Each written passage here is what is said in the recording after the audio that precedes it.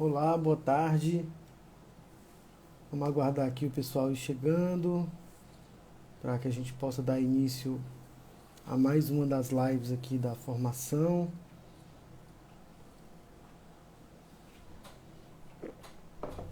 Hoje a gente vai ter uma conversa sobre o plantão psicológico, né? Essa semana especial de lives que a gente preparou para vocês. Um abraço aí para quem está chegando. Boa tarde. Um prazer poder participar desse momento aqui. Meu nome é Emanuel Meirelles, eu sou professor do Departamento de Psicologia da Universidade Federal do Ceará e sou um dos facilitadores da formação em ACP. A gente fez toda uma programação para que, a partir de determinados temas, né, a gente pudesse conversar. E hoje, especificamente, eu vou ter uma conversinha com vocês sobre plantão psicológico, né? Eu vou tentar caracterizar um pouquinho do que é o serviço do plantão, quais são os desafios do plantão, como é que eu vejo a condição do plantonista, né? Como é que está implicado nisso, especialmente porque boa parte das pessoas que seguem a gente aqui nas redes sociais são estudantes de psicologia, então muitas vezes estão interessados nisso, né? Entender um pouquinho como é que é esse processo formativo. E aí também espero poder contar com a participação de vocês, né? Com perguntas, com comentários. Acho que, lógico que eu poder trazer um pouquinho da minha experiência aqui é algo importante, mas acho que poder debater com vocês a partir dessa experiência é fundamental, né? Não tem muito sentido se ela não puder dialogar com vocês, com a maneira como isso ressoa em cada um, né? Então, muito obrigado pela presença de todo mundo aqui, né? Eu já trabalhei com plantão psicológico durante um bom tempo, quando era professor na Universidade Federal do Pará, em Belém, e atualmente eu retomei essas atividades porque colaboro com o plantão psicológico da Clínica Escola da UFC, aqui em Fortaleza, né? Sou um dos supervisores, o projeto é coordenado pela professora Jurema Dantas e eu sou um dos supervisores lá do projeto, com muito prazer, com muita honra, colaboro aqui. Então, a ideia hoje é isso, é que a gente possa conversar um pouquinho sobre o plantão, sobre como é que funciona o serviço, quais são as questões implicadas. Vamos começar aqui então, né, para a gente poder debater, né? Então, vamos lá, né, gente? Assim, primeira coisa, assim,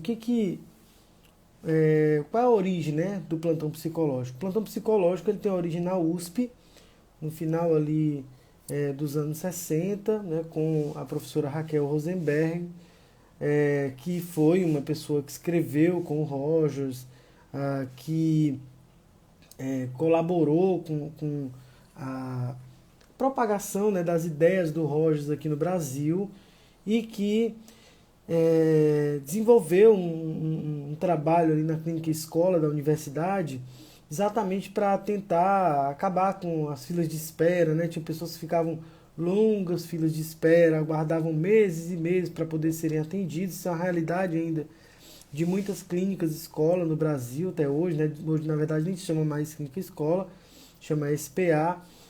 As pessoas vão, se inscrevem, demoram um tempão para serem chamadas, triadas, e só então, quem sabe, se elas tiverem muita sorte, pode ser que elas venham a ser a ter o seu agendamento feito, né? Então o plantão ele valoriza esse movimento em que a pessoa busca por ajuda e se entende que esse momento não pode ser só um momento burocrático, né? Não pode ser só um momento em que a pessoa vai preencher uma ficha e que a partir dali, no dia em que o serviço disser, ela vai ser chamada. Então a USP ela deu o pontapé inicial nesse sentido, através da iniciativa da professora Raquel Rosenberg, e se inspirou num modelo que existe nos Estados Unidos, no Canadá, de walking clinics, né, que são clínicas de diversas especialidades em que as pessoas podem ir sem um agendamento prévio, né? Então a ideia do plantão psicológico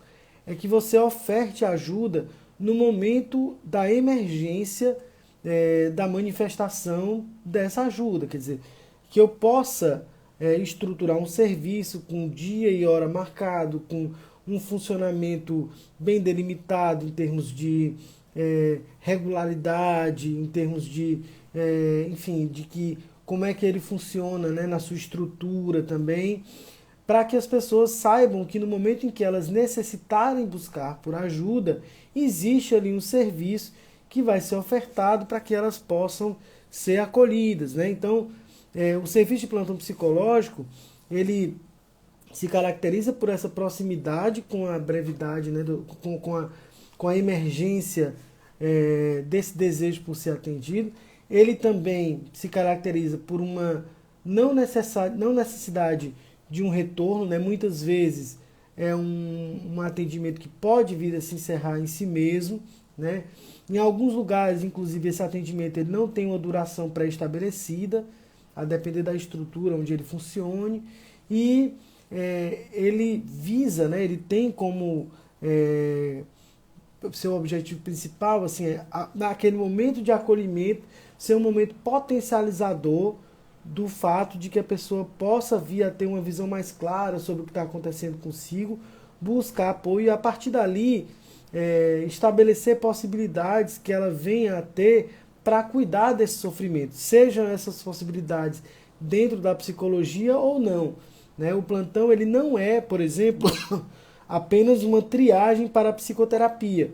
Eu diria, inclusive, que boa parte dos casos que eu já cuidei como supervisor no plantão psicológico não são casos que as pessoas são necessariamente encaminhadas para psicoterapia, né? Você pega, por exemplo, casos em que às vezes essas pessoas elas têm que ser encaminhadas para uma unidade que ofereça cuidados em assistência social ou em saúde, ou inserir em alguma outra política pública, né? Então, ou mesmo, por exemplo, estejam atrás de alguma informação que possa vir a desenrolar num serviço que de fato venha a cuidar desse sofrimento, né? Então, tem essa característica de que o plantão é esse momento de acolhimento em que essa pessoa que muitas vezes chega muito ansiosa, muito sem ter muita clareza do que está acontecendo consigo, de que ela dispõe para poder lidar com esse sofrimento, ela encontra um apoio para vislumbrar alternativas para lidar com suas questões, né? Então, isso é muito importante, porque muita gente às vezes tende a achar, como eu disse, que ou é só uma triagem, ou é só um momento para desabafar. Não é, né? Ele não é isso. Então, na verdade, o plantão ele tem uma outra marca importantíssima, que é assim, ele não trata de uma psicologização do sofrimento, né? Eu entendo que é um momento de escuta radicalizada. É um momento em que eu vou compreender que a forma de escutar que atravessa, especificamente no nosso caso aqui, a abordagem centrada na pessoa, se oferece como um instrumento fundamental de escuta desse sofrimento para que a pessoa consiga, digamos assim, baixar um pouco a sua ansiedade, perceber de que elementos ela dispõe para cuidar de si mesma e a partir dali fazer algumas escolhas, né? Tem lugares em que o plantão psicológico ele vai ter ali 3, 4 encontros como limite, né? Eu, por exemplo, quando trabalhava na UFPA, eu estabelecia a possibilidade de que as pessoas pudessem ter até 4 atendimentos. E para minha surpresa, na época eu achava que se eu fizesse isso, a clínica ia ficar abarrotada de pessoas procurando esse atendimento, eu não ia conseguir ficar com a fila de espera louca, e não era exatamente isso que acontecia, né? Eu me lembro que a média que a gente tinha de atendimentos por pessoa era de 1,87. Então, a maioria das pessoas, portanto, sequer chegava a um segundo atendimento, porque elas entendiam que aquele momento era suficiente para lidar com a questão que fez com que ela procurasse ajuda. Evidentemente, é importante que se diga isso. O plantão não é uma solução mágica, né? Um momento de você consertar algo ali, né? Nessa coisa adaptativa mesmo, miraculosamente. Na verdade, eu entendo que ele reconhece um limite na proposta, no sentido de que não será trabalhada uma mudança a respeito de todos os valores daquela pessoa, mas é uma aposta profunda num potencial que aquela relação tem, e é uma relação muito específica, uma relação muito atravessada pelos valores que vão constituir o trabalho da abordagem centrada na pessoa, né? Como nos diz muito bem o Mauro Matuso, quando ele vai trabalhar a ACP como uma ética das relações humanas, e a partir dali a gente desenvolve, né, outras possibilidades. Né? É interessante porque o plantão ele não tem uma fila de espera. Né? E aí, nesse sentido, ele inverte muito da lógica do serviço tradicional. Né? Tradicionalmente, os serviços, especialmente serviços de escola, onde hoje em dia tem muitos plantões, né? Ainda bem, porque eu acho que é um campo muito fértil de formação de terapeutas, e a gente vai poder discutir isso melhor daqui a pouco, mas normalmente os serviços eles dizem assim, olha, tem um período de inscrição, ontem mesmo eu vi uma divulgação desse tipo, você tem um período de inscrição e nesse período você pode procurar o serviço para se inscrever, para depois vir a ser triado, para depois vir a ser atendido. E aí o que o serviço está dizendo quando ele funciona dessa forma? Ele está dizendo assim, me procure quando eu disser que você pode. Quando você trabalha com um plantão, você inverte essa lógica dizendo assim, me procure quando você sentir vontade. Me procure quando você achar que deve. Me procure quando você estiver mobilizado o suficiente para procurar ajuda. Então, tem uma inversão dessa lógica de funcionamento do plantão psicológico e uma abertura do serviço, né? Uma inversão dessa lógica muitas vezes fechada e que está mais o cliente funcionando a partir da lógica do serviço e não o contrário, que merece, né, a nossa atenção. E aí, gente, por ser um encontro dessa forma, a gente pode dizer que um elemento fundamental do plantão psicológico é que ele é um convite ao terapeuta, né, ao plantonista especificamente, ou à plantonista, a lidar com o inesperado, com o inusitado. Você não tem a menor ideia de quem é a pessoa que vai procurar você. Você provavelmente nunca viu essa pessoa. Não há uma história pregressa que você possa pensar num processo terapêutico. E nesse sentido, é muito importante que a gente entenda que se o terapeuta for tentar estruturar uma relação no plantão psicológico, pensando no estabelecimento do cumprimento de um protocolo, por exemplo, ele vai se dar muito mal. Ele não vai conseguir oferecer ajuda de fato.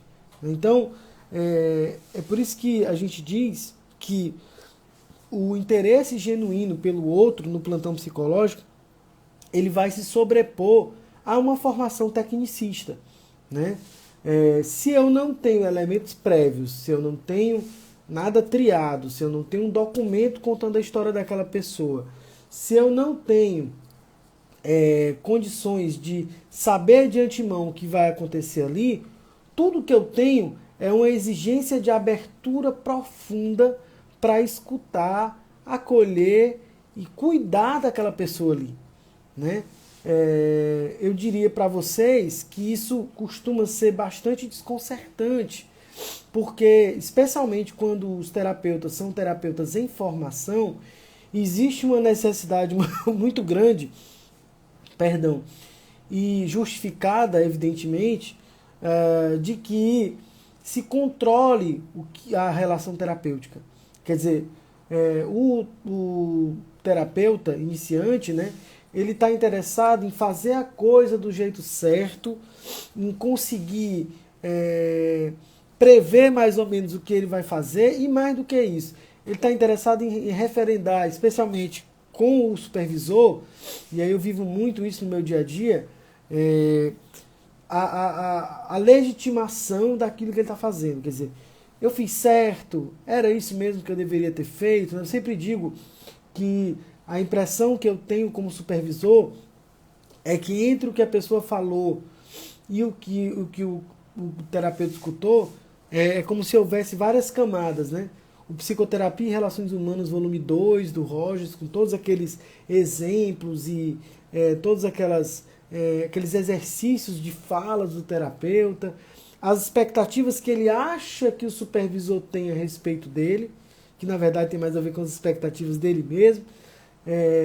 Os vídeos do Rogers atendendo muitas vezes, né? Ele quer imitar aquilo, ele quer fazer igual. Então, é interessante, porque só depois, muito depois, ele consegue ouvir, né? Então, o plantão, se você vai fazer assim, ele não vai funcionar, porque você não tem tempo de estabelecer um vínculo espalhado ao longo de várias sessões, por exemplo. É ali, né? Se o tempo da psicoterapia já é o aqui e agora, para o plantão psicológico ainda mais. Eu entendo, inclusive, que o plantão ele funciona exatamente como uma radicalização de todos esses princípios que vão guiar, que vão fundamentar a psicoterapia, né? Então, é interessante porque ele modifica sobremaneira a forma como o atendimento clínico vai funcionar, né?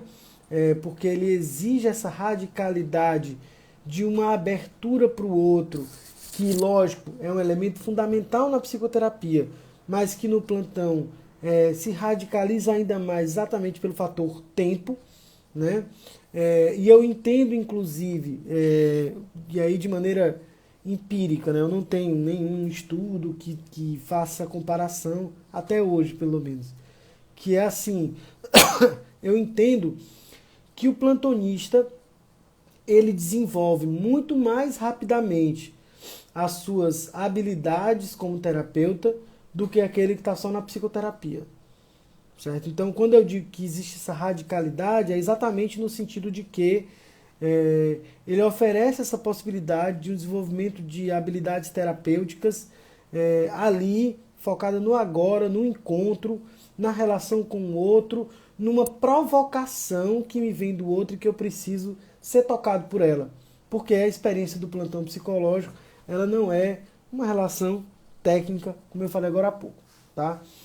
O plantão ele tem alguns princípios norteadores, né? Então, tem elementos que de alguma forma vão guiar toda a estruturação de um serviço e que passam muito por você conseguir operacionalizar esses princípios e transformar o plantão psicológico num serviço de fato que cuide das pessoas na sua mobilização, no seu momento de buscar se cuidar, né? O reconhecimento de que, quando eu falei no começo que o plantão ele valoriza esse movimento de busca de ajuda, né?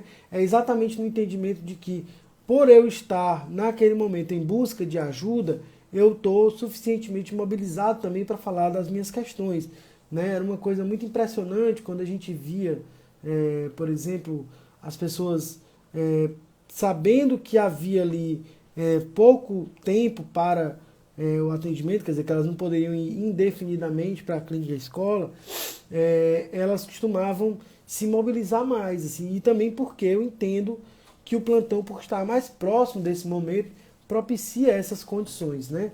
Então, quais são os princípios norteadores do plantão? O plantão ele tem que ter muito claro, por exemplo, qual é a abrangência dele. Por exemplo, aqui tipo de público ele vai se voltar. Tem plantão, eu conheço, por exemplo, o plantão da UFMG. Não sei como está hoje, mas quando eu estive lá alguns anos atrás, ele era voltado só para o que eles chamavam de comunidade UFMG. Né? Estou citando da UFMG porque o professor Miguel Mafud foi dos que iniciaram de fato esse processo. Né?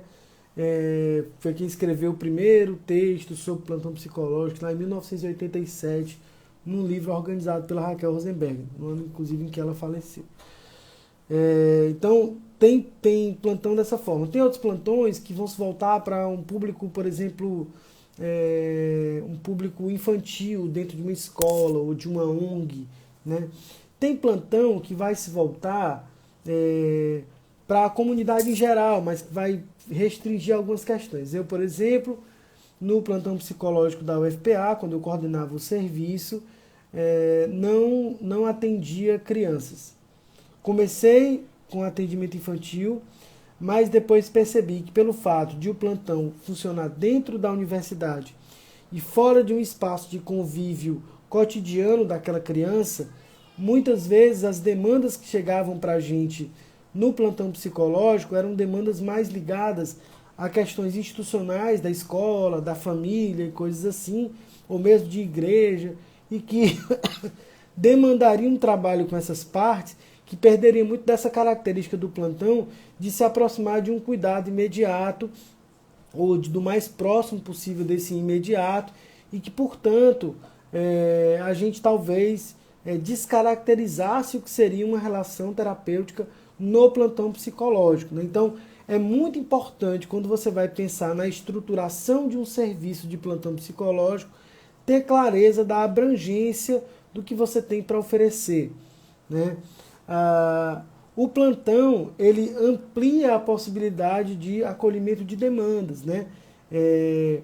Então, é um serviço que, por ele ser um serviço de porta aberta, ele abre a possibilidade de que diversas questões cheguem ali, de que diversas histórias entrem, né, pela porta do serviço para que sejam devidamente acolhidas e cuidadas. E aí, quando eu digo devidamente acolhidas e cuidadas, é inclusive no sentido de que eu já me referi aqui à ideia da não psicologização, né? De você não ficar pensando num certo, uma mudança mais profunda, ou tentar pensar analiticamente a respeito do que é aquela relação, mas fazer ela acontecer no aqui e agora. E aí, nesse sentido, é entender também que a escuta de um sofrimento, ela pode resultar em outras formas de cuidado que não só a psicologia. Também falei disso aqui quando eu disse que o plantão muitas vezes se resume a um encontro, né? Então, abrangência, ampliação de demandas e a evitação da cronicidade, né? É a ideia de que se eu ofereço um serviço de plantão sem que a pessoa precise esperar muito tempo a partir do momento em que ela manifestou o seu desejo por ser atendida, eu posso, a partir dali, evitar que essa pessoa venha cronificar o seu sofrimento e que ela venha precisar de cuidados mais complexos, né? A ideia é que sirva como um primeiro momento de acolhimento, exatamente para que não venha a precisar de outras formas de cuidados, ou que diminua, que não venha a precisar, mas que diminua as possibilidades de que essa pessoa, a probabilidade de que essa pessoa venha a buscar outras formas de ajuda, tá? Mas quais são, então, os desafios para que a gente possa colocar, né, em prática esses princípios, né? E aqui estou me baseando especialmente num texto do Miguel Mahfoud, que está num livro da professora Márcia Tassinari, chamado Revisitando o Plantão Psicológico Centrado na Pessoa, em que ele coloca esses desafios e que eu acho que é interessante que a gente consiga vislumbrar, né? Primeiro é a ideia de que a estrutura, ela precisa acompanhar o movimento da pessoa. Quer dizer, a estrutura do serviço, ela não pode ser uma estrutura que burocratize demais esse serviço, que dificulte o acesso dessas pessoas a esse serviço e que não possa ser capaz de acompanhar esse movimento, esse cuidado. O que isso significa? Significa que o acesso tem que ser simplificado, significa que pode existir alguma flexibilidade para esse cuidado. Então, por exemplo, pode acontecer de uma pessoa não encontrar em um encontro apenas uma forma de cuidado. Eventualmente, em supervisão, você pode estender um pouco mais esse cuidado, né? Logicamente que sem que isso caracterize psicoterapia. Significa também que você tem que ser capaz, quando está estruturando esse serviço, de dialogar com políticas públicas, por exemplo, de dialogar com formas de cuidado que ultrapassem a dimensão da psicologia, já que muitas vezes esse movimento da pessoa, esse movimento de busca de ajuda, ele pode ser muito melhor cuidado fora daquele espaço, fora daquele âmbito, né? Então, isso é essencial e é um desafio fundamental, porque muitas vezes as instituições tendem a se cronificar ou se cristalizar numa forma única de funcionamento, sem essa abertura, sem essa capacidade de cuidar do outro em movimento. Né? Como se o outro, de alguma forma, só pudesse se mexer dentro da burocracia das instituições, né? Como a gente vê muitas vezes acontecendo por aí. Um outro desafio fundamental, e esse eu acho que ele remete muito ao lugar do terapeuta, como a gente vai conversar daqui a pouco, ao lugar do plantonista, ao lugar que a gente ocupa numa condição humana de encontro com o outro, é uma abertura ao imprevisto. Quer dizer, eu só consigo lidar de fato com o plantão psicológico como essa coisa aberta, como essa relação que não se repete, muitas vezes única, né, como eu já falei, e que pode ter desdobramentos para além da psicologia, quando eu me coloco diante da necessidade de me abrir ao imprevisto da relação e ao imprevisto dos desdobramentos que aquela relação tem para me oferecer. Acho, inclusive, que o plantão psicológico coloca para nós uma questão importante, que eu acho que deveria ser uma questão feita, né, a todo profissional de psicologia, que em que medida, de fato, eu consigo confiar que uma pessoa, mesmo que esteja num estado de ansiedade muito grande, de necessidade de cuidados, de muito sofrimento, é capaz de cuidar de si mesma. Em que medida eu consigo estabelecer uma relação terapêutica em que aquele outro não precisa ser tutelado por mim? Isso é desconcertante até para alguns setores, né, da psicologia, porque, de alguma forma, é como se isso lançasse um questionamento muito profundo sobre o lugar da técnica, sobre o lugar do que já está posto, né, como um elemento fundamental para a gente poder trabalhar em termos de relação terapêutica. Então, a abertura ao imprevisto, ela talvez seja a coisa mais difícil que a gente tem nesse fazer da formação de um terapeuta, especialmente de um terapeuta formado na abordagem centrada na pessoa.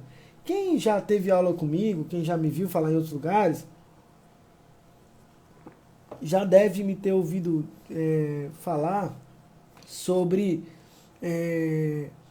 um meu primeiro atendimento, né, que nunca aconteceu porque a pessoa não foi. Mas eu me lembro que antes desse atendimento, eu estava isso faz muito tempo, né, era estagiário, e eu me lembro que eu estava muito nervoso. E tinha passado era uma segunda-feira, tinha passado o final de semana lendo muita coisa, revisitando algumas coisas do Rogers e tal. E aí eu cheguei para minha supervisora, né, professora Ana Frota, a quem eu sou muito grato e mando um beijo daqui, e falei assim: Ana, eu passei o fim de semana revendo umas coisas e tô pensando nisso e naquilo e pensando tal coisa. E aí fui mostrando para ela as coisas que eu estava imaginando. E aí ela falou assim: Emanuel. E ela falava, tipo, a voz da feiticeira do He-Man, sabe? Muito engraçado. Falava: Emanuel, você vai receber uma pessoa. E quase como, aí, já que a gente está no universo dos desenhos, eu falei da feiticeira do He-Man, quase como o mestre dos magos, assim, lá da Caverna do Dragão, ela saía, né? E deixava pensando. E o que ela estava me dizendo ali, que foi um ensinamento que eu levei para a vida, né? Especialmente quando eu estava pensando na estruturação do plantão psicológico que eu fiz lá em Belém com os estudantes da UFPA, a quem eu devo muito também. Sou muito grato a todas que me ajudaram lá. É, era exatamente de eu conseguir, né? É como se ela estivesse dizendo assim para mim, Emanuel, tente se desarmar e receber o que essas pessoas têm para lhe trazer, que talvez você seja mais efetivo, em vez de tentar fazer essas pessoas caberem na expectativa que você tem a respeito do que é a relação terapêutica. Se abra para o que a relação terapêutica tem para oferecer. O que vai pautar a relação é exatamente a qualidade dela mesma.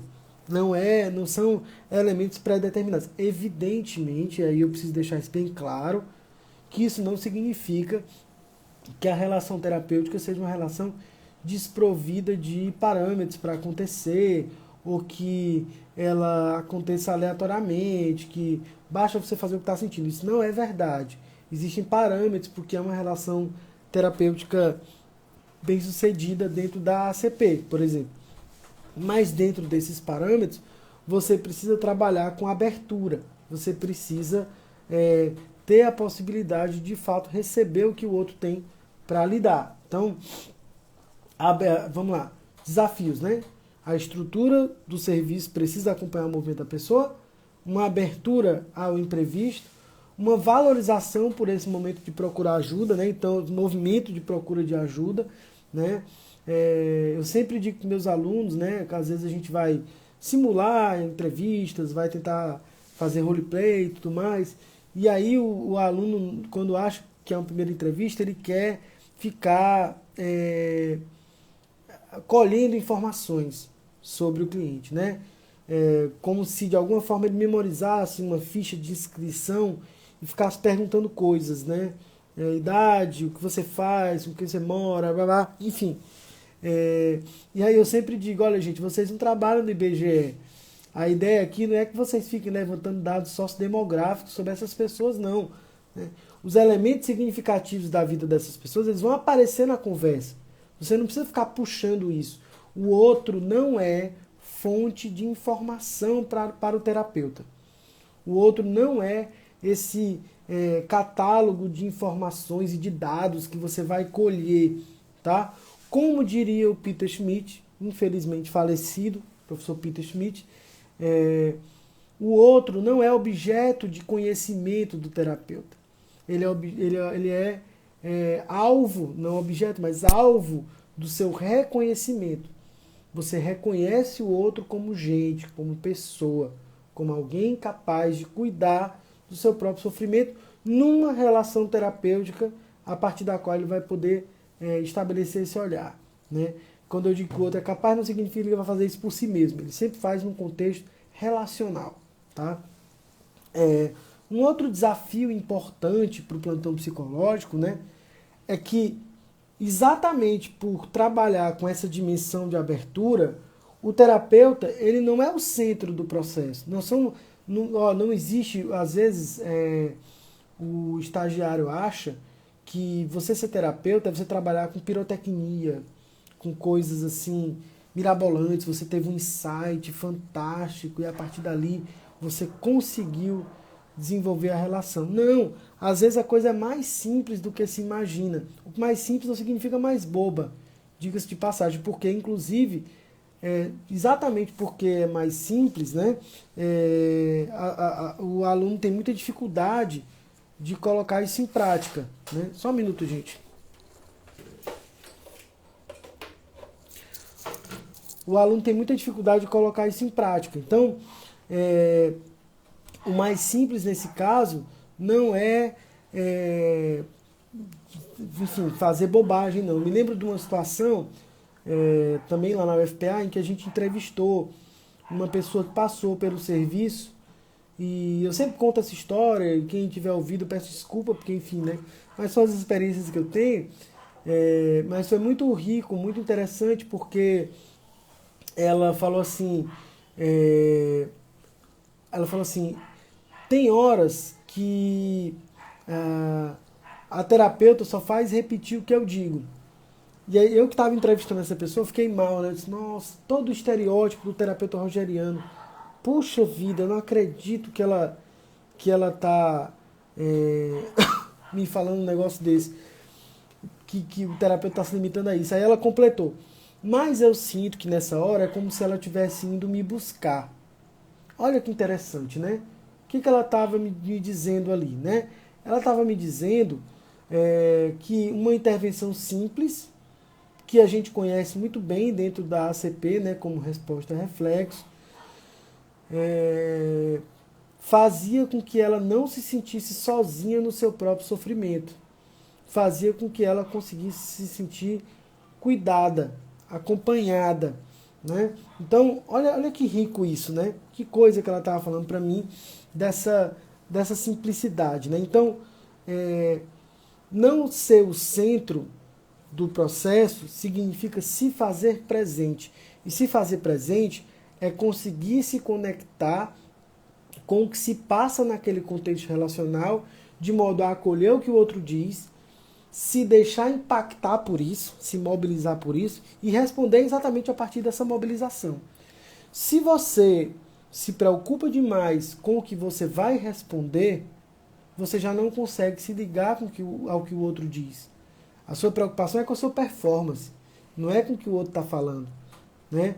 Isso é um limite difícil de o plantonista, especialmente quem está começando, lidar, né? Um outro aspecto interessante, um desafio grande do plantão psicológico, gente, é exatamente que o sujeito contemporâneo ele presta muito pouca atenção à própria experiência dele. Quer dizer, a gente vive num mundo tão bombardeado de informação, de opinião, de pressa, de necessidade de manipulação das coisas para elas caberem no mundo exatamente como a gente gostaria, que a gente não se percebe como sendo capaz de viver experiências, de passar por experiências, ou a gente nem consegue transformar o nosso cotidiano em experiência. E o que eu estou chamando de experiência? Experiência, aqui é uma definição que não é minha, né? Eu gosto sempre de referenciar para não ficar com a impressão que eu estou roubando as ideias dos outros. Mas o Jorge Bondia, né, o Jorge Larosa Bondia, diz que experiência é tudo aquilo que nos atravessa, é tudo aquilo que nos toca. Nesse sentido, experiência é exatamente eu conseguir permitir que alguma coisa me toque. Ela envolve um nível de passividade. Ela envolve eu ser capaz de ser tocado por aquilo de um jeito tal que eu consiga me permitir atravessar por alguma coisa que eu não controlo, inclusive. O que é dificílimo, porque a gente vive à venda de um modelo neoliberal que indica que a gente deve ser capaz, inclusive, de gerenciar a própria vida de um jeito como se a nossa vida fosse uma conta de um banco, né? Ou como se as nossas experiências no cotidiano fossem quase um grande catálogo do Netflix, que a gente vai passando tudo aquilo que nos interessa, tudo aquilo que não nos interessa, numa velocidade louca, né? Então, eu acho que o plantão é esse espaço em que eu consigo olhar para o que se passa comigo e reconhecer aquilo como experiência, né? Então, isso inclusive a Úrsula está comentando aqui, né? Um abraço para a Úrsula que está lá em Belém acompanhando, e uma amiga muito querida. A Úrsula está comentando aqui de entender e respeitar a experiência do outro, né? Na verdade, eu entendo, Úrsula, que quando eu sou capaz de olhar para a minha experiência, e isso significa respeitar o meu tempo, compreender o sentido que as coisas têm para mim, olhar para mim mesmo enquanto eu estou falando aquelas coisas, né? Me reconhecer no que eu estou dizendo, me reconhecer em possibilidades distintas das quais eu me imaginava anteriormente, eu também consigo me abrir para a diferença do outro necessariamente. Porque significa que, de alguma forma, eu vou aprendendo a desacelerar, eu vou aprendendo a reconsiderar o que é isso, né? Então, acho importante. Ah, tá no Cariri, pensei que tu tava em Belém, mulher. Tá no Cariri, muito bem. Então, tá bem demais. E aí eu acho que esse campo da experiência é exatamente o avesso, por exemplo, do que a Úrsula está chamando aqui de discurso dos coaches, né? Eu acho que realmente é perigoso, assim, de você se vender como um empreendimento, por exemplo, né? Porque se você se vende como um empreendimento e que só depende de você para agir, para ser feliz, né, e tudo mais, é, evidentemente que a chance de você vir a sofrer por isso e se cobrar por isso, do ponto de vista da responsabilidade por esses resultados, é muito grande. E aí quando você faz isso, você coloca as suas metas, o seu objetivo de realização empreendedora antes da sua experiência. É por isso que o Bom Dia, que eu falei há pouco, que é de onde eu tiro, né, essa noção de experiência, e aí recomenda um texto que está na internet de acesso fácil. Notas sobre a experiência e o saber da experiência. Que me foi apresentado pela Marília, da formação, não sei se ela ainda está aqui, mas aqui eu sou grato também. Em que ele coloca isso, né? A informação, ela é inimiga da experiência, a opinião é inimiga da experiência, né? A imposição sobre alguma coisa é inimigo da experiência. É você, de alguma forma, se permitir se expor e não se impor. É você se expor ao contato com o outro, ao contato com a diferença, ao contato com o mundo. Então, o plantão psicológico é uma relação muito especial, porque ela fornece essa possibilidade desse sujeito que tem essa experiência muitas vezes tão superficial, tão de pouco contato com o que se passa consigo. Não é raro, gente. A gente ouvir pessoas na clínica que falam de um jeito como se a gente não tivesse ouvindo elas mesmas falando, como se elas estivessem falando de outras pessoas, como se não fossem elas, né? Então, é muito interessante a gente perceber o plantão como esse espaço que propicia essa condição de contato com a sua própria experiência. Em que você também, Alexandre, com certeza, um abraço para Alexandre Quintela. O convencimento também é inimigo da experiência. Um dos maiores paradoxos das coisas que o Rogers descobriu e que eu acho que são importantíssimos, assim, é exatamente que a melhor maneira de você conseguir mudar é quando você se sente aceito. Por quê? Porque se você tem a sua experiência atacada, a chance de você transformar a relação com isso em alguma coisa muito defensiva, na necessidade de tentar preservar, é muito alta, né? Então, é evidente que eu acho fundamental essa ideia, eu gostei disso, né? Esse convencimento como inimigo da experiência, que tem a ver com essa ideia da informação, né? Não é você informar o outro, ou mesmo, quer ver? Eu acabei de sair de uma disciplina aqui na UFC de TTP, Teorias e Técnicas Psicoterápicas, né? E aí tem aluno que acha que a psicoterapia ela é um espaço, e eu estou falando da psicoterapia porque era onde eu estava trabalhando com eles, mas caberia para o plantão essa reflexão. É um espaço para que o outro possa refletir sobre ele mesmo. Não é. É um espaço muito mais de... Porque aí tem inclusive uma ideia moral, né? É um espaço muito mais de propiciar essa condição de escuta de si mediada pelo outro. E aí não é uma escuta no sentido de uma reflexão, de uma teorização sobre o que você está vivendo, né? Uma experiência de si mesmo, é uma escuta significativa, do que esse campo de uma auto-reflexão. Porque se fosse assim, bastava, vou dar autornar para as pessoas e elas vão, a partir dali, descobrir como é que é ser si mesmo, né?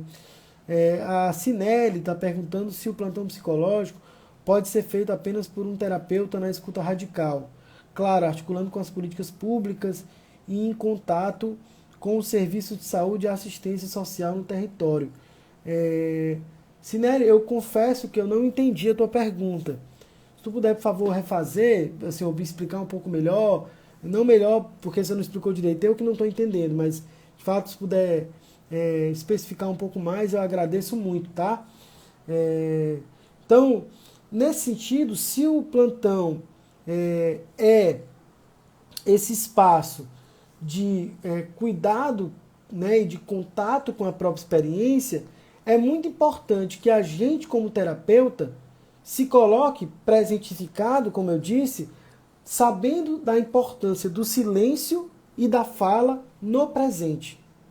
Que a gente seja capaz de se vincular ao que se passa, né?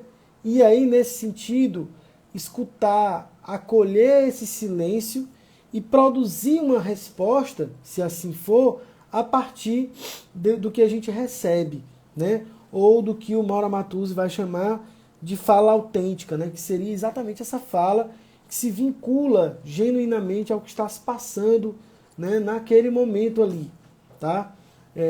Então, isso coloca algumas questões, né? Sinelli, eu vou aguardar você detalhar a pergunta, tá? E aí vou seguir aqui, mas não me esqueci de você não. Antes do final da live, a gente consegue tentar responder aqui, tá bom? Nesse sentido, assim, é importante que a gente consiga pensar a condição do próprio plantonista, né? Porque você não consegue essa abertura que a gente está conversando agora, né? Da radicalização, desse lugar de escuta em que você é colocado, ou até de diálogo, eu diria, né? Tem um amigo com quem eu converso muito sobre essas coisas que diz, essa ideia de escuta me incomoda. Vamos pensar nisso como um diálogo. Aí faz sentido, né? Porque, de fato, escuta, às vezes dá a impressão de que a gente é só um grande ouvido. A gente escuta, nesse contexto, com o corpo inteiro, né? Eu sou muito fã, e quem já me ouviu falar outras vezes sabe disso, da Clarice Lispector, a escritora, a verdadeira, não é do Facebook, tá, gente? A do Facebook eu estou dispensando. Mas a Clarice Lispector, ela tem um livro maravilhoso, vários, né? Mas um deles, assim, que é o Água Viva, né? E no Água Viva ela diz assim, não se compreende música, ouve-se. Ouve-me então com o teu corpo inteiro. E eu acho que a escuta que a gente tem para oferecer nesse campo é uma escuta de corpo inteiro, não é uma escuta só com o ouvido. Por isso essa ideia talvez de diálogo, né? Mas para que a gente consiga fazer isso, a gente precisa se deslocar radicalmente do lugar de especialista, né? Radicalmente aqui, gente, não é no sentido de uma inflexibilidade, viu? Quem discutia muito essa ideia do radical, né? O Paulo Freire, por exemplo. Paulo Freire dizia isso, eu sou radicalmente um educador, radical por estar na raiz, por partir daquilo para outras questões. Então, deslocar-se radicalmente desse lugar de especialista é entender que, embora você tenha uma função específica, e aí eu sou muito cético com algumas figuras, eu apenas segui minha experiência. Experiência por experiência, o seu cliente também tem. Você tem um lugar diferente do dele.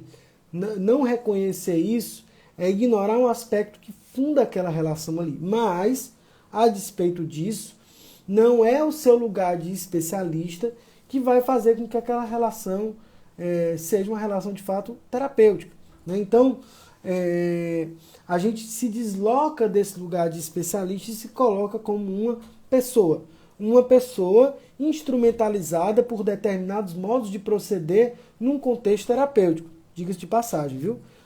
Ser uma pessoa, por favor, não é fazer o que dá na sua telha, né? Muito, muito importante que eu diga isso. Eu seria, assim, um hipócrita se eu estivesse na universidade, dando aula em curso de formação ou em especializações, enfim, e dissesse, não, basta você seguir o seu coração. Mentira. Mas isso é mentira, né? Inclusive é uma mentira autoritária, porque normalmente eu ouço dizer isso, gente que estudou pra caramba, e aí ele pode se dar o luxo de dizer esse tipo de coisa. Que é tipo, eu estudei, cheguei onde cheguei, e você vai se manter na ignorância. Isso não é honesto, tá? Mas enfim, então esse deslocamento radical do lugar de especialista, né? E um certo exercício do outro, né? Da arte do não saber, né? E significa o quê? Que eu tomo o outro não como um objeto das minhas intervenções ou do meu conhecimento, mas como um enigma, né? Como um enigma, como aquilo que, a partir do qual eu sou provocado, né? E que, de alguma forma, eu preciso me abrir para, inclusive, tensionar o que já está estabelecido, né? É como se, de alguma forma, a gente funcionasse na nossa atuação como o pêndulo de um relógio, né, que transita entre a estranheza do encontro que ocorre agora e a familiaridade de todos os referenciais teóricos e técnicos que já estão estabelecidos anteriormente ao acontecimento daquela relação ali. Então, de alguma forma, a gente consegue fazer esse trânsito de um lugar para o outro, né? É importante que a gente consiga reconhecer esse lugar de transitar entre a familiaridade e a estranheza. No caso da obra do Rogers, inclusive, eu acho que o texto que espelha isso melhor é o Pessoa, Ciência e um Problema Filosófico, tá, gente? Tá lá no Tornar-se Pessoa, tem uma abordagem centrada na pessoa, editado pelo John Wood e outros profissionais, enfim, dos anos 90, tá? Por isso mesmo, gente, ouvir o outro é se abrir para os limites daquilo que rompe o que já está conhecido. Eu parto disso, mas o tempo todo aquilo ali está sob o olhar de uma dimensão estrangeira, de uma experiência que acontece agora, inusitada, inédita, enfim. E a nossa sabedoria como plantonistas reside exatamente no reconhecimento da nossa própria ignorância em relação à história do outro, a sua mobilização, a sua forma de lidar. Nesse sentido, eu diria que, assim como eu falei que existe, né, um interesse genuíno pelo outro que vai se sobrepor, né, à técnica, o reconhecimento do outro, ele vem antes do conhecimento de como proceder, o que não significa que o conhecimento de como proceder não seja importante, pelo contrário, só diz que uma coisa vem antes da outra, não que uma coisa anula a outra ou que torna a outra coisa inútil, né? E aí eu acho que é fundamental que a gente consiga se desenvolver como presença, como essa chave desse reconhecimento, tá? Eu vou dar um exemplo rapidinho, que eu sempre dou, porque para mim foi o maior aprendizado que eu já tive nesse sentido, e aí eu vou poder ler mais coisas de vocês aqui. Eu tinha um estagiário, o Odemir, lá na UFPA, não sei se ele está vendo, se vai ver depois, enfim, muito querido. E eu dou esse exemplo porque ele foi brilhante. Ele estava atendendo uma pessoa que não estava conseguindo falar de jeito nenhum. E aí a versão de sentido dele é muito clara nesse sentido, porque ele coloca que não estava conseguindo e tal, e ele tematizou isso com ela. Não, o que está acontecendo aqui? Ela disse, olha, eu não consigo falar. Disse, então se eu lhe der um lápis e papel, ele não falou desenhar, não falou escrever. Se eu lhe der um lápis e papel, você consegue se expressar? Eu consigo. Ainda assim ela não conseguiu. E aí ele perguntou, o que está acontecendo afinal? Ela disse, porque você é psicólogo, você com certeza está me analisando e eu não vou conseguir falar. Aí ele disse, se eu sair da sala, você consegue? E ele saiu. E a partir dali ela conseguiu e a relação andou. Não tem manual nenhum, se seu cliente não falar, você deve sair da sala. Só que por que ele conseguiu fazer isso e conseguiu favorecer a expressão dela, que era o papel dele ali naquele momento? Porque ele foi capaz de escutar o que ela não estava dizendo, inclusive escutar esse silêncio, escutar o que se passava consigo enquanto estava acontecendo e a qualidade da relação deles. Esses são os 3 eixos da escuta que vão fundamentar a nossa atuação, tá? Então, se fazer presente nesse caso foi ser capaz de perceber todos esses elementos ali como uma experiência. Ele não fez um cálculo matemático sobre a relação terapêutica, tá? Bom, eu vou partir agora para ler aqui os comentários de vocês, que a live vai acabar já já. E aí, se eu não ler, enfim, não fica legal. Acho que é importante a participação. Eu falo muito, né? O Thiago coloca aqui, um abraço, Thiago. Tem clientes que vêm com essa lógica produtivista acelerada e cobram resultados do terapeuta. Que as sessões sejam ultra produtivas, que ele passe técnicas, dever de casa e tal. Isso passa muito por um entendimento, né, do que é o trabalho do psicólogo, de como muitos psicólogos se vendem, inclusive, e de uma certa reprodução dessa lógica de si mesmo como uma espécie da minha própria vida, ser uma espécie de empreendimento, né? Então eu acho que, eu sinceramente acho que a psicoterapia, nesse sentido, ou mesmo o plantão, não seria um espaço para acolher esse tipo de demanda. E às vezes o que você tem para oferecer não é aquilo que a pessoa está procurando, né? Às vezes isso acontece. Então é importante a gente ter clareza disso, porque muitas vezes as pessoas vão procurar baseado em outros critérios e esperando outras coisas que a gente de fato não vai ter para dar, né? E é importante que a gente entenda isso. Inclusive, assim, por mais que a gente explique, isso não vai ter necessariamente uma função terapêutica, né? O Roger já deixa isso muito claro lá no Psicoterapia e Relações Humanas, quando ele vai discutir sobre a condução, né, da própria relação terapêutica, tá?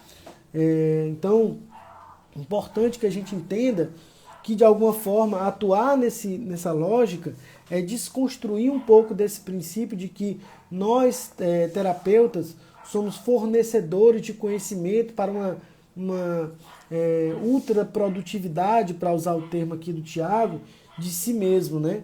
Então, nós não somos isso aí, né? Inclusive porque psicoterapia, ou mesmo o plantão psicológico, é um espaço de muito, que ele normalmente não vai trazer muito bem-estar, não, né?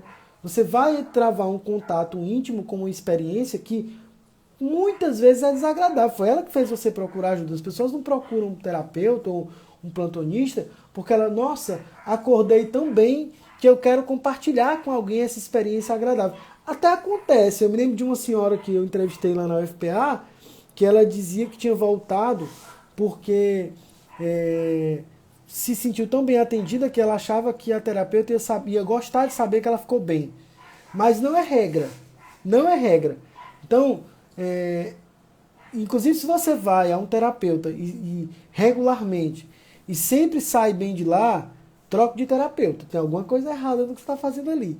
Porque não estou dizendo que a relação tem que ser ruim, mas o desdobramento normalmente não é dos mais agradáveis. Você não vai achar bom lidar com esse contato tão íntimo com uma experiência que normalmente é uma experiência de sofrimento, né? Enfim, acho que é importante a gente conseguir situar isso, porque o espaço de diálogo, como eu falei, né, a escuta de si mediada pelo outro, é uma escuta do estranho que vem do outro, do estranho que vem de mim, do acolhimento daquilo que não sou eu e que inclusive desconstrói diversas concepções, né, que a gente tem estabelecidas, né? O Fagner está colocando que acabou de entrar na live, que terça-feira ele estará com alguns profissionais em reserva indígena para atender a população ao ar livre. Interessante, Fagner. Acho que o futuro da psicologia clínica é esse, assim, é se desinstitucionalizar e ocupar esses espaços, né? Eu conheço projetos aqui, terapia na praça, tem enfim, o pessoal que faz plantão psicológico itinerante aqui e tudo mais, escuta na praça, enfim, que eles, aqui em Fortaleza, né, que eles fazem isso, né, de estabelecer a possibilidade de ouvir pessoas na rua, né? Eu tive uma estagiária que fazia o plantão com visita domiciliar numa unidade de saúde, né? Que é a Caroline Maciel, que é psicóloga formada pela UFPA, que é mestre em psicologia, enfim, e com quem eu aprendi muito também. E aí ela dizia que fazia um plantão sem raiz. E é muito desse desafio para nós, né? De que a gente consiga ter a possibilidade de levar a psicologia clínica para espaços que não só a psicoterapia, né? Já vem se construindo há alguns anos, algumas décadas aqui no Brasil, e eu acho que o plantão estabelece essa possibilidade de uma maneira muito clara, exatamente porque se coloca numa certa humildade do reconhecimento da importância da fala, da escuta, aliás, mas de uma necessidade de diálogo com outras instâncias, né? Ele é necessário, mas ele é insuficiente, eu diria assim, para a gente pegar os termos lá que o Rogers usa para falar de relação terapêutica, tá? Mário está escrevendo aqui que quando a pandemia acabar, eles de João Pessoa vão fazer um plantão na praia, bacana. João Pessoa é uma cidade linda, né? Marília está dizendo que lembrou aqui de clínica peripatética. Gente, faltam 40 segundos para acabar a live do Lancet, né? Acho que vale a pena a gente conhecer e discutir. Eu não vou ter muito tempo, faltam 30 segundos para acabar a live. Então eu agradeço a todo mundo que participou. Convido vocês a conhecerem um pouquinho mais do trabalho da formação. A gente tem um site, acpbr.com. Na bio vocês vão ter descrições, a gente está com turma aberta, né, para formação. Então vão lá conhecer o trabalho da gente, sejam bem-vindos e até uma próxima oportunidade. Muito obrigado, gente. Um beijo, valeu, até mais.